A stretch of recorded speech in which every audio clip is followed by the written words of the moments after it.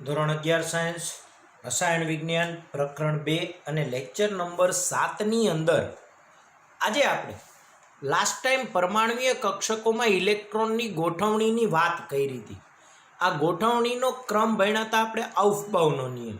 આઉફબાઉનો સિદ્ધાંત એટલે કક્ષકોનો ઉર્જાક્રમ, અને ઉર્જાક્રમને આપણે યાદ રાખ્યો તો 1s 2s 2p 3s 3p 4s 3d 4p 5s 4d 5p 6s 4f 5d 6p 7s 5f 6d અને 7p। આટલે સુધીનો જે ક્રમ યાદ રાખ્યો એ ક્રમને યાદ રાખી અને પરમાણ્વીય કક્ષકોમાં ઇલેક્ટ્રોનની ગોઠવણીના બીજા બે નિયમ એટલે પૌલીનો નિયમ અને હુન્ડના નિયમની આજે વાત કરીએ તો પરમાણ્વીય કક્ષકોમાં ઇલેક્ટ્રોનની ગોઠવણીના ટોટલ નિયમ હતા આપણે 3। સૌથી પહેલો આપણે લાસ્ટ લેક્ચરમાં ભણ્યા એ આઉફબાઉ સિદ્ધાંત,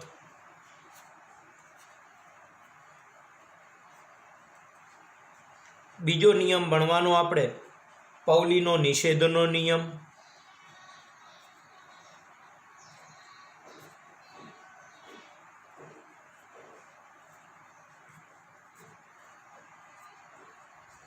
અને ત્રીજો નિયમ ભણવાનો આપણે હુન્ડનો મહત્તમ ભ્રમણનો નિયમ।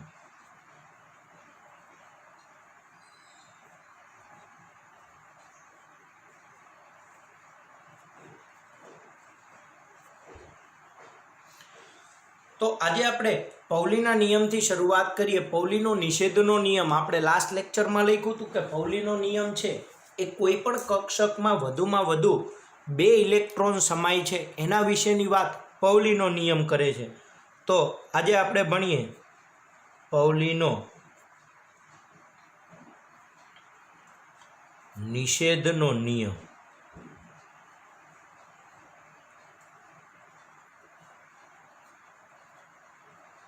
પૌલીનો નિષેધનો નિયમ। પૌલી એવું કહે છે કે જુદી જુદી કક્ષકમાં ભરાતા ઇલેક્ટ્રોનની સંખ્યા એ નિષેધના નિયમથી પ્રતિબંધિત થાય છે।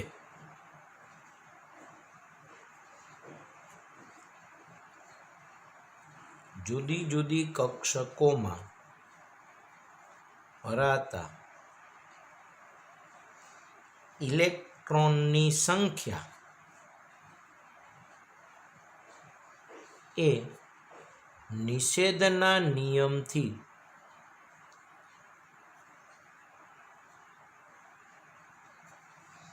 પ્રતિબંધિત થાય છે।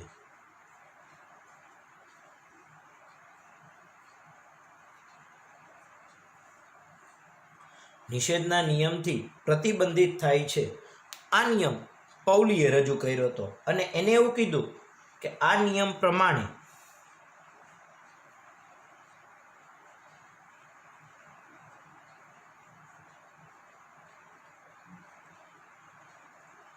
પરમાણુમાં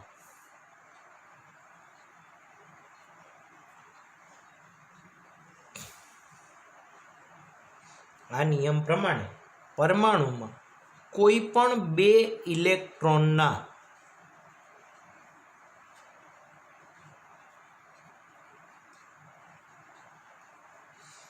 ચારેય ક્વોન્ટમાંકનો સેટ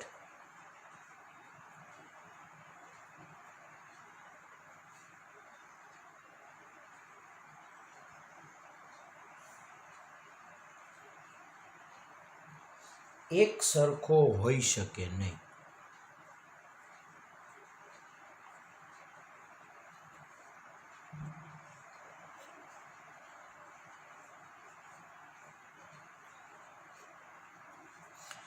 કોઈ પણ 2 ઇલેક્ટ્રોન તમે કોઈ પણ પરમાણુ લઈ લ્યો તો એ પરમાણુમાં પરમાણુ ક્રમાંક જેટલા ઇલેક્ટ્રોન હોય આપણને ખબર છે। દાખલા તરીકે આપણે ઓક્સિજનની વાત કરી તો ઓક્સિજનનો પરમાણુ ક્રમાંક 8, તો 8 પરમાણુ ક્રમાંક ધરાવતા ઓક્સિજનમાં 8 ઇલેક્ટ્રોન હોય, પણ 8માંથી કોઈ પણ 2 લઈ લ્યો એના ચારેય ક્વોન્ટમાંકના સેટ ક્યારેય સરખા હોય નહીં। આ તો ઓક્સિજનની વાત કરી. આપણને એમ થાય કે સાહેબ ઝીંકનો પરમાણુ ક્રમાંક 30 છે, તો ઝીંકના 30 ઇલેક્ટ્રોન લઈ લે અને 30 ઇલેક્ટ્રોનના ચારેય ક્વોન્ટમાંકનો જો સેટ તમે જુઓ તો કોઈ પણ બે ઇલેક્ટ્રોનના ચારેય ક્વોન્ટમાંકનો સેટ ક્યારેય સરખો હોઈ શકે નહીં. આવું પૌલીએ નિષેધ કીધો. ભાઈ 4 ક્વોન્ટમાંક એટલે કયા કયા? તો n, l, ml અને ms. આપણને ખબર છે 4 ક્વોન્ટમાંક જે પૌલીએ કીધા એ કયા કયા? તો 4 ક્વોન્ટમાંક એટલે n, l, ml અને ms. આ ચારેયનો સેટ છે ને ક્યારેય સરખો ન હોય. દાખલા તરીકે આપણે 1s કક્ષક કઈ, હમણાં હું તમને આગળ ઉપર સમજાવું એના વિશે. તો ચારેય ક્વોન્ટમાંકનો સેટ ક્યારેય સરખો હોઈ શકે નહીં. બીજી રીતે દર્શાવીએ તો આનો અર્થ એવો થાય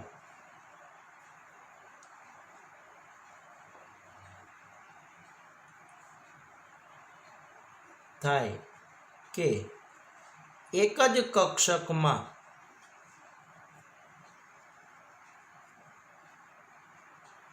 માત્ર બે જ ઇલેક્ટ્રોન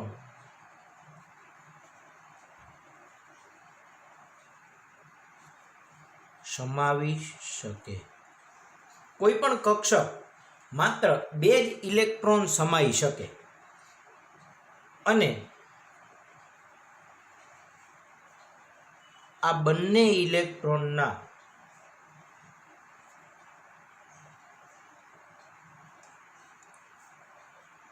ભ્રમણ એકબીજાથી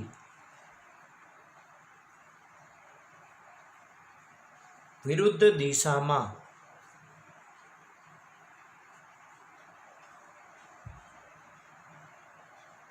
હોવા જોઈએ.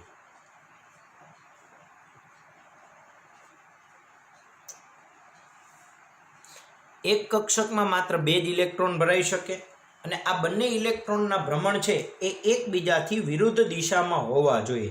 આનો અર્થ થાય કે બે ઇલેક્ટ્રોનના 3 ક્વોન્ટમાંકનો સેટ સરખો થાય, એટલે કે બે ઇલેક્ટ્રોનના એક જ કક્ષકના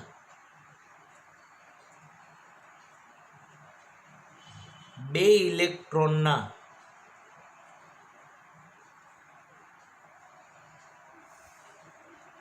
ત્રણ ક્વોન્ટમાંક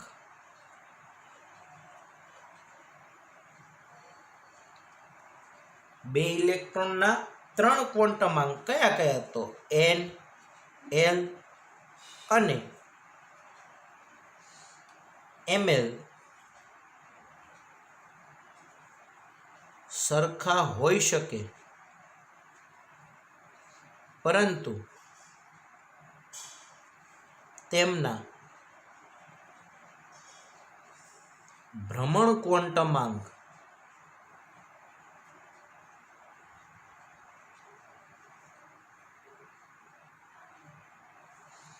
એકબીજાથી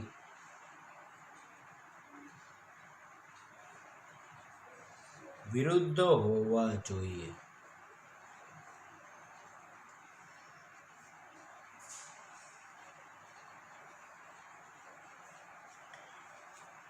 એટલે કે કક્ષકમાં ઇલેક્ટ્રોનની સંખ્યા પૌલીના સિદ્ધાંત પ્રમાણે પેટાકોષમાં રહી શકે એટલા ઇલેક્ટ્રોન ધારિતાની ગણતરીમાં મદદરૂપ થાય છે. એક જ કક્ષકમાં બે ઇલેક્ટ્રોન હોય તો કક્ષક માટે ત્રણેય ક્વોન્ટમાંકનો સેટ બંને ઇલેક્ટ્રોનના ત્રણેય ક્વોન્ટમાંકનો સેટ સરખો હોય, પરંતુ તેના ભ્રમણ ક્વોન્ટમાંક એકબીજાથી વિરુદ્ધ હોવા જોઈએ. ઉદાહરણ તરીકે લઈએ તો 1s કક્ષક આ નિયમથી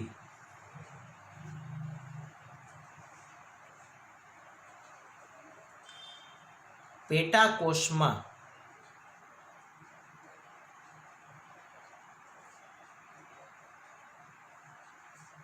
કેટલા ઇલેક્ટ્રોન રહી શકે તેની ગણતરી કરી શકાય છે.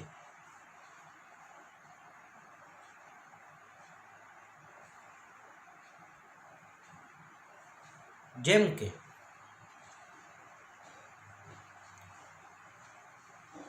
એસ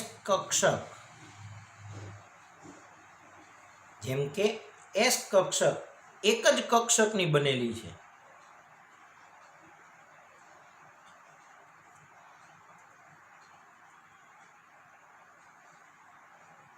એક જ કક્ષક ધરાવે છે.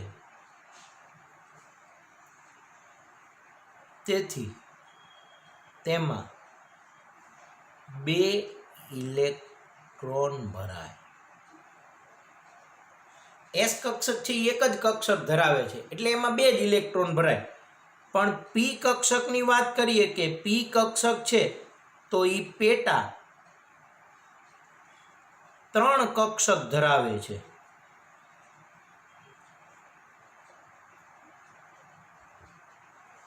તેથી તેમાં હવે એક કક્ષકમાં એટલે 3 કક્ષકમાં કેટલા તો 6 ઇલેક્ટ્રોન ભરાય. સેમ ડી કક્ષક એ પેટા 5 કક્ષક ધરાવે છે. તેથી તેમાં 10 ઇલેક્ટ્રોન ભરાય. તમારે આખું લખવાનું. અને એફ કક્ષક પેટા 7 કક્ષક ધરાવે છે.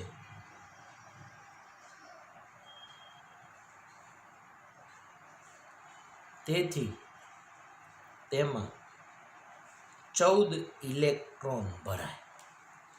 તો એસ કક્ષકમાં 2, પીમાં વધુમાં વધુ 6, ડીમાં વધુમાં વધુ 10 અને એફમાં વધુમાં વધુ 14 ઇલેક્ટ્રોન ભરાઈ શકે છે.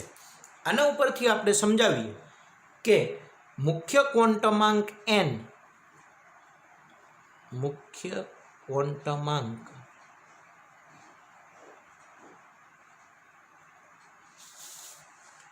n ધરાવતા કોષમાં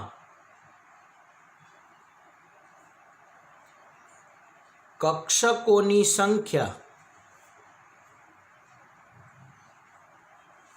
n ધરાવતા કોષમાં કક્ષકોની સંખ્યા n² જેટલી અને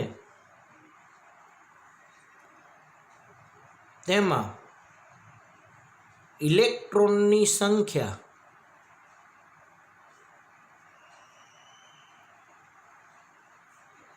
મહત્તમ 2n² બરાબર થશે.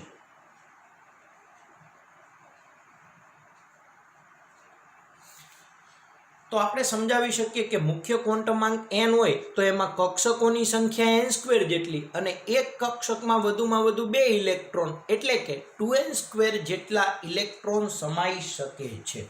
ફરીથી સમજીએ શું કહે છે કે પાઉલીનો નિયમ છે એ ઇલેક્ટ્રોનની સંખ્યાનું પ્રતિબંધ કરે છે. ભાઈ એક જ કક્ષકમાં તમારે ભરવા હોય એટલા ન ભરાય. તો કઈ રીતે? તો કે આ નિયમ પ્રમાણે પરમાણુમાં કોઈ પણ 2 કક્ષક 2 ઇલેક્ટ્રોનના ચારેય ક્વોન્ટમાંકનો સેટ એક સરખો હોઈ શકે નહીં. એનો અર્થ થાય કે એક કક્ષકમાં માત્ર 2 જ ઇલેક્ટ્રોન સમાવી શકાય અને બંનેના ભ્રમણની દિશા એકબીજાથી વિરુદ્ધ દિશામાં હોવી જોઈએ. હવે સમજીએ.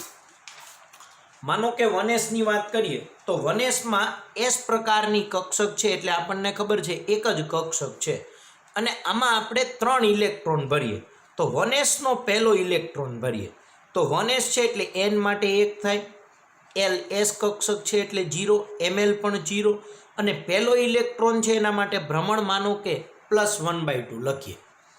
પછી એવું લખીએ કે 1s નો બીજો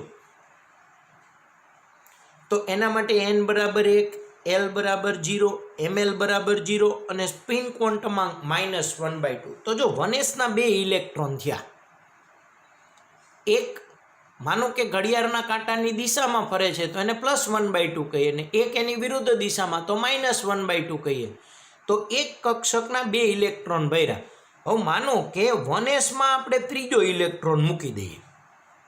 કોઈ આપણને ખબર છે કે s પ્રકારની કક્ષક એક હોય એટલે 2 જ ઇલેક્ટ્રોન ભરાય. પણ આપણે ત્રીજો ભરીએ તો એના માટે n બરાબર 1, l બરાબર 0, ml બરાબર 0. પણ કાં તો સ્પિન ક્વોન્ટમાંક +1/2 થાય અને કાં તો -1/2 થાય. આ બે સિવાયની કોઈ દિશા તો છે જ નહીં. એટલે +1/2 થાય તો આ પહેલા ઇલેક્ટ્રોનની જેમ ચારેય ક્વોન્ટમાંકનો સેટ સરખો થઈ જાય અને -1/2 થાય તો બીજા ઇલેક્ટ્રોનની જેમ ચારેય ક્વોન્ટમાંકનો સેટ સરખો થઈ જાય. એટલે પૌલીએ એવું કીધું કે પરમાણુમાં કોઈ પણ બે ઇલેક્ટ્રોનના ચારેય ક્વોન્ટમાંકનો સેટ એક સરખો હોઈ શકે નહીં. એટલે કે પહેલો ઇલેક્ટ્રોન 1sમાં ગયો, બીજો 1sમાં ગયો, પણ ત્રીજો 1sમાં ન જાય. એટલે 1s પતાવીને પછી 2sમાં જશે. 1s પતાવીને એ કેમાં જશે? 2s, કારણ કે 1s કક્ષક છે એ ભરાઈ ગઈ. 2sમાં ગયો કારણ કે આઉફબાઉએ કીધું. તો 1s કક્ષકમાંથી ઇલેક્ટ્રોન 2s કક્ષકમાં જાય છે એના વિશેની વાત આઉફબાઉ અને પૌલીના નિયમથી સમજાવી શકાય કે 1sમાં ભાઈ મેક્સિમમ 2 જ ઇલેક્ટ્રોન ભરાય. એ જ રીતે p કક્ષક હોય તો એને 3 પેટા કક્ષક હોય એટલે એના lના મૂલ્ય ભલે 1 થાય પણ mlના મૂલ્ય 0, 1 અને +1, -1 અને 0 થાય અને એની સાપેક્ષે એના 6 ઇલેક્ટ્રોનને દર્શાવી શકાય છે. એટલે આ નિયમને ખાસ 2 વખત વાંચો, સમજો અને તૈયાર કરો. આઉફબાઉનો નિયમ તમે તૈયાર કર્યો, પૌલીનો નિયમ અને હુન્ડનો નિયમ, તમારે ત્રણેય નિયમ મોસ્ટ IMP છે અને તમારે બધાએ ફરજિયાત તૈયાર કરવાના છે. એટલે જ આગળ ઉપર જઈએ કે એક જ કક્ષકના 2 ઇલેક્ટ્રોનના ત્રણેય ક્વોન્ટમાંક સરખા હોઈ શકે. આ એક કક્ષકના 2 ઇલેક્ટ્રોન હતા, પહેલો અને બીજો, એના ત્રણેય ક્વોન્ટમાંક સરખા હતા. જો n, l અને ml એના મૂલ્ય સરખા હોઈ શકે પરંતુ તેના ભ્રમણ ક્વોન્ટમાંક એકબીજાથી વિરુદ્ધ હોવા જોઈએ. એટલે એક +1/2 ને એક -1/2. આ નિયમ પરથી પેટાકોષમાં કેટલા ઇલેક્ટ્રોન રહી શકે એની ગણતરી કરી શકાય. જેમ કે s કક્ષક એક જ કક્ષક દર્શાવે એટલે 2 ઇલેક્ટ્રોન, p 3 દર્શાવે એટલે 6 ઇલેક્ટ્રોન, d 5 દર્શાવે એટલે તેમાં 10 ઇલેક્ટ્રોન ભરાય ને f 7 દર્શાવે એટલે એમાં 14 ઇલેક્ટ્રોન ભરાય છે. હવે આપણે મુખ્ય ક્વોન્ટમાંક n હોય તો એમાં કક્ષકોની સંખ્યા n² જેટલી થાય અને તેમાં ઇલેક્ટ્રોનની મહત્તમ સંખ્યા 2n² જેટલી થાય. કારણ કે એક કક્ષકમાં 2 ઇલેક્ટ્રોન તો n² કક્ષકમાં 2 × n² એટલે કે 2n² જેટલા ઇલેક્ટ્રોન ભરાય છે. અને ખાસ યાદ રાખીએ, મોસ્ટ IMP નિયમ છે. તમારે આટલું લખવાનું થાય થિયરીના અનુસંધાને અને પછી ઇલેક્ટ્રોનીય રચના માટેનો ત્રીજો અને છેલ્લો નિયમ હુન્ડના નિયમની વાત કરીએ. હુન્ડે મહત્તમ ભ્રમણની વાત કરી.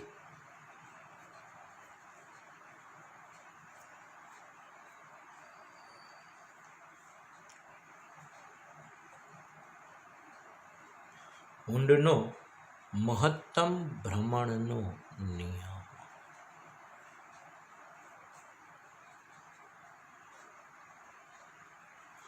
હુન્ડે મહત્તમ ભ્રમણની વાત કરી કે પેટાકોષમાં એટલે કે સરખી ઉર્જા ધરાવતી કક્ષકોમાં ઇલેક્ટ્રોન કઈ રીતે ભરાશે એના વિશેની વાત હુન્ડે કરી છે.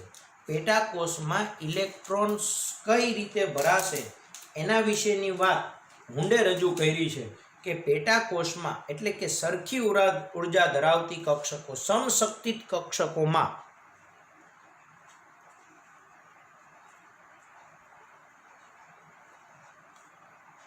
સમાન ઉર્જા ધરાવતી એટલે કે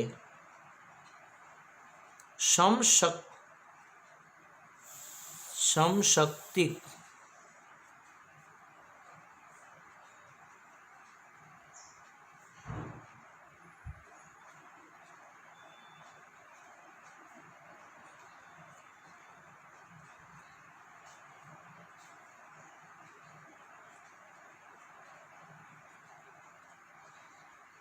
સમાન ઉર્જા ધરાવતી એટલે કે સમશક્તિત કક્ષકોમાં ભરાતા ઇલેક્ટ્રોન સાથે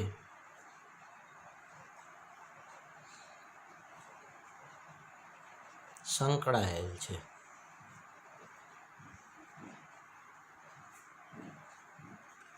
હુન્ડનો નિયમ સમાન ઉર્જા ધરાવતી એટલે કે સમશક્તિત કક્ષકોમાં ભરાતા ઇલેક્ટ્રોનની સાથે સંકળાયેલો છે અને એને નિવેદિત કરી શકાય કે સમાન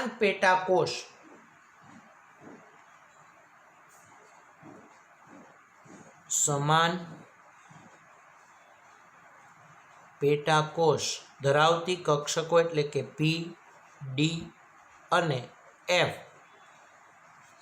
સમાન પેટાકોષની કક્ષકોમાં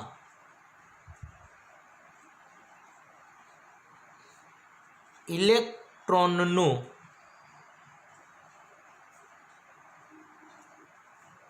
યુગ્મન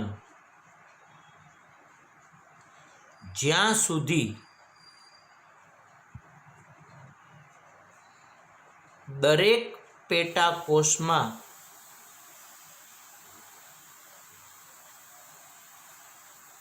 એક એક ઇલેક્ટ્રોન ગોઠવાતા નથી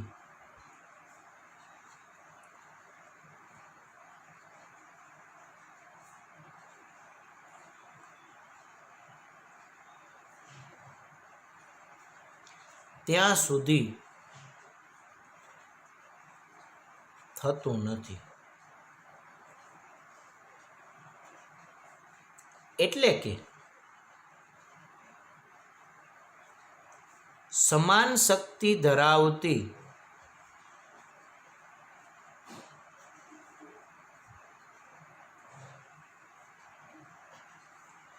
પી પ્રકારની 3,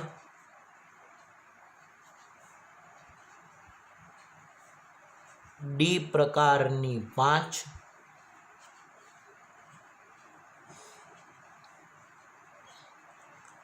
અને એફ પ્રકારની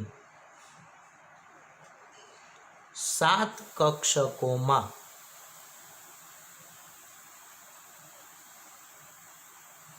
પ્રથમ એક એક ઇલેક્ટ્રોન ભરાય છે.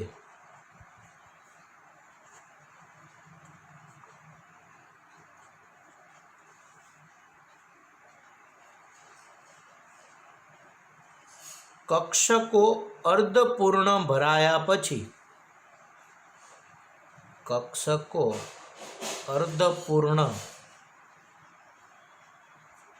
ભરાયા પછી ઇલેક્ટ્રોનનું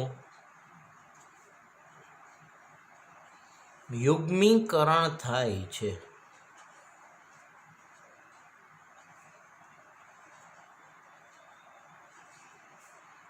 અને યુગ્મીકરણ વખતે બંને ઇલેક્ટ્રોનનું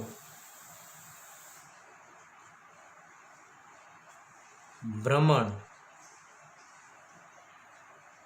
એકબીજાથી વિરુદ્ધ થશે.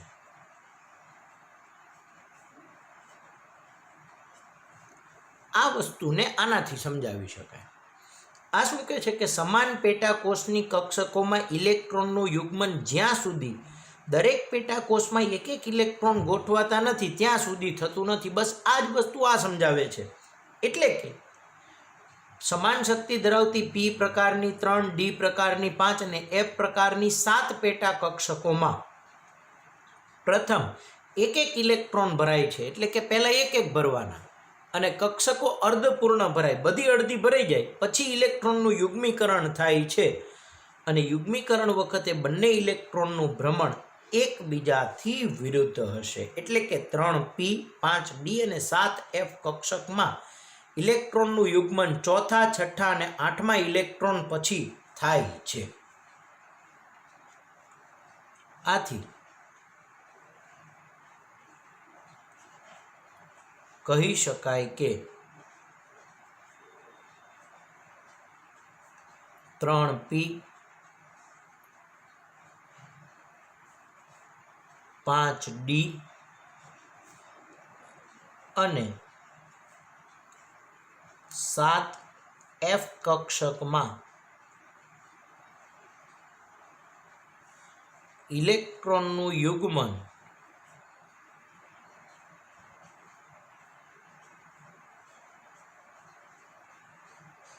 અનુક્રમે ચોથા, છઠ્ઠા અને 8મા ઇલેક્ટ્રોન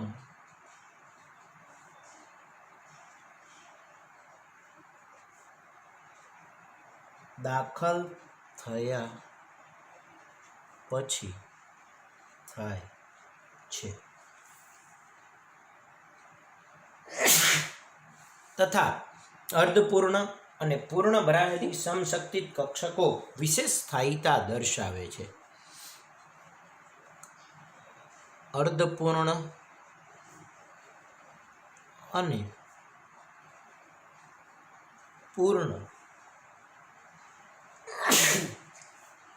ભરાયેલ કક્ષકો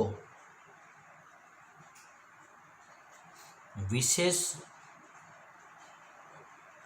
સ્થાયીતા ધરાવે છે. હુન્ડનો મહત્તમ ભ્રમણનો નિયમ એવું કહે છે કે સ્પિન ક્વોન્ટમાંક બને ને ત્યાં સુધી મેક્સિમમ થવો જોઈએ. હવે કોઈ પણ કક્ષકમાં પહેલો ઇલેક્ટ્રોન દાખલ થાય ને ત્યારે એનો સ્પિન ક્વોન્ટમાંક આપણે +1/2 લઈએ છીએ. એની સાપેક્ષે સમજીએ તો પી, ડી અને એફની વાત કરીએ. માનો કે પી પ્રકારની કક્ષક લઈએ તો પી પ્રકારની કક્ષક 3 હોય, PX, PY અને PZ. ડી પ્રકારની કક્ષક છે એ 5 હશે, પણ પી થી પહેલા સમજીએ. માનો કે પી પ્રકારની 3 કક્ષકને બીજી વખત લખીએ. હવે પહેલો ઇલેક્ટ્રોન ભરીએ પીમાં, તો પહેલો ઇલેક્ટ્રોન તો આ એક ભરાણો. હવે બીજો ઇલેક્ટ્રોન બે રીતે ભરાય.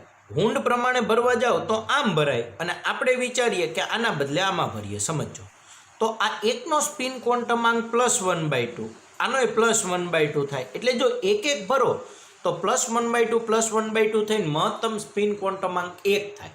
હવે એક જ કક્ષકમાં બે ભર્યા હોય તો પહેલાનો +1/2 હોય તો બીજાનો -1/2 હોય. સરવાળો કરો તો 0 થઈ જાય. એટલે મહત્તમ ભ્રમણનો નિયમ કહે છે કે એનો ભ્રમણ ક્વોન્ટમાંક મેક્સિમમ હોવો જોઈએ. એટલે કે એક સરખી દિશામાં ગતિ કરતા ઇલેક્ટ્રોનની સંખ્યા વધારે હોય એ રીતે ઇલેક્ટ્રોન ભરાવાનું વલણ ધરાવે છે. તો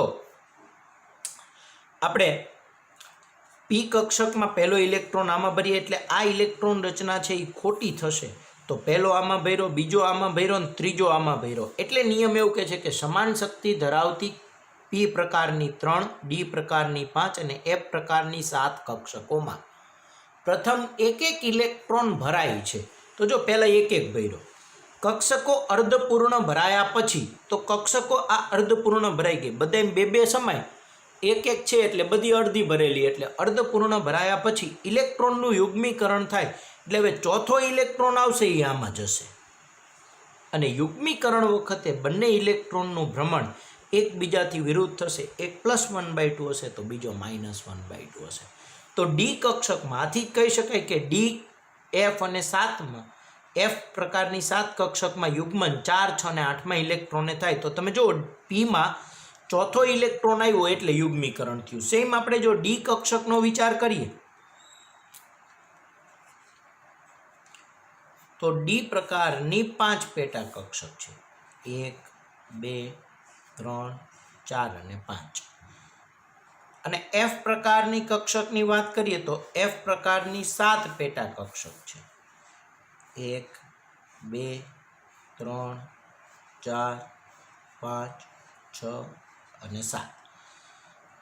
હવે ડી પ્રકારની કક્ષકમાં ઇલેક્ટ્રોન ભરીએ તો ડી પ્રકારની કક્ષકમાં પહેલો આમાં ગયો, પછી બીજો અહીંયા જશે, ત્રીજો, ચોથો, પાંચમો.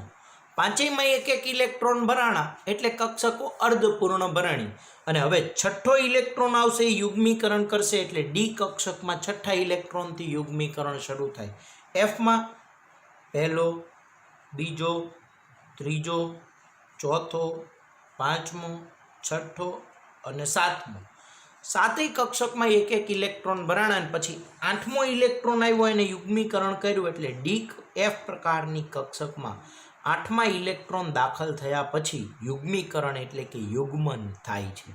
એટલે આપણે એવું કહી શકીએ કે પી પ્રકારની કક્ષકમાં ચોથા ઇલેક્ટ્રોનથી, ડી પ્રકારની કક્ષકમાં છઠ્ઠા ઇલેક્ટ્રોનથી, એફ પ્રકારની કક્ષકમાં 8મા ઇલેક્ટ્રોનથી. કોક એમ કે સાહેબ એસમાં શું?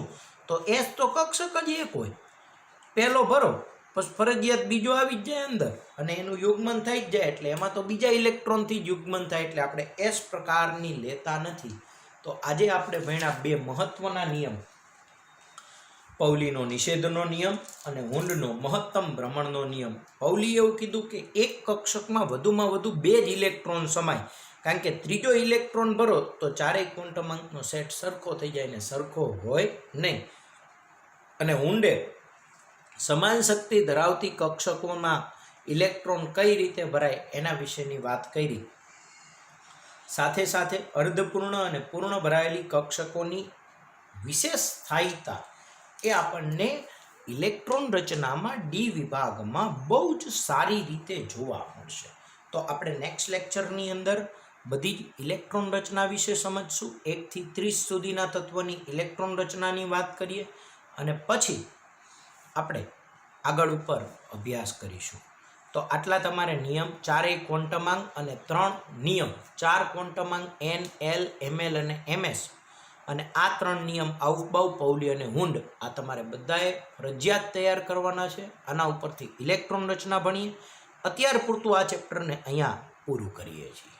આગળનો ભાગ અત્યારે ભણતા નથી અને આ ચેપ્ટરને અત્યાર પૂરતું અહીંયા પૂરું કરી અને નેક્સ્ટ ચેપ્ટર આપણે શરૂ કરીશું. આપણે હજુ નેક્સ્ટ લેક્ચરમાં હું તમને ઇલેક્ટ્રોન રચના સમજાવી દઉં, એના પછીના લેક્ચરમાં આપણે નવું ચેપ્ટર શરૂ કરીએ.